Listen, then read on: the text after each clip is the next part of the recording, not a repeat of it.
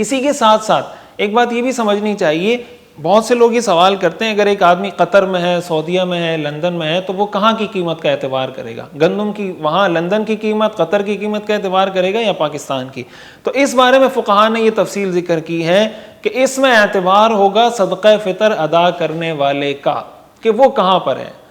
اگر آپ سعودیہ میں مقیم ہیں اور آپ اپنا اور اپنی اولاد کا صدقہ فطر ادا کرنا چاہتے ہیں، چاہے آپ وہ سعودیہ میں ادا کریں، چاہے آپ وہ پاکستان میں ادا کریں،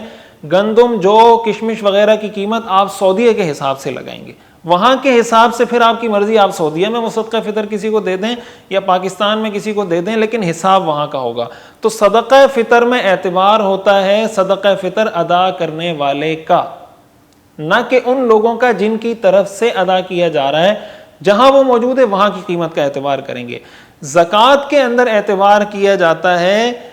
جہاں پر مال زکوٰۃ موجود ہے، جس جگہ زکوٰۃ کا مال موجود ہے اس جگہ کی قیمت وہاں اس میں لگائی جاتی ہے اور اس جگہ کی قیمت لگا کر زکوٰۃ ادا کی جاتی ہے۔ اسی کے ساتھ ساتھ زکوٰۃ اور صدقہ فطر کے نصاب کے حوالے سے میں فرق بتا رہا تھا کہ ایک فرق بنیادی طور پر یہ ہے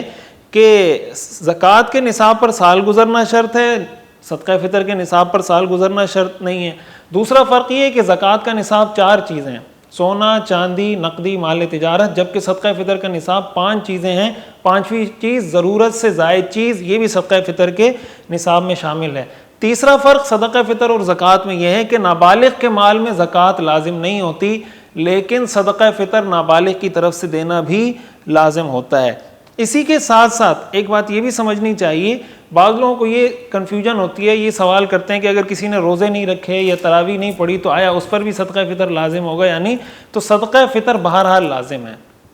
صدقہ فطر آپ نماز پڑھیں نہ پڑھیں، جس طرح کوئی آدمی نماز نہیں پڑھتا تو روزہ اس پر لازم ہے، روزہ نہیں رکھتا تو نماز اس پر لازم ہے، ایک فرض چھوڑنے کی وجہ سے دوسرا فرض ساقط نہیں ہو جاتا، تو صدقہ فطر بہرحال لازم ہے۔ اس لیے کسی کو رمضان کے روزوں کی توفیق ہوئی ہو یا نہ ہوئی ہو، تراویح کی توفیق ہوئی ہو یا نہ ہوئی ہو، اگر وہ صاحب نصاب ہے تو صدقہ فطر اس کے لیے اس پر لازم ہے کہ وہ صدقہ فطر ادا کرے۔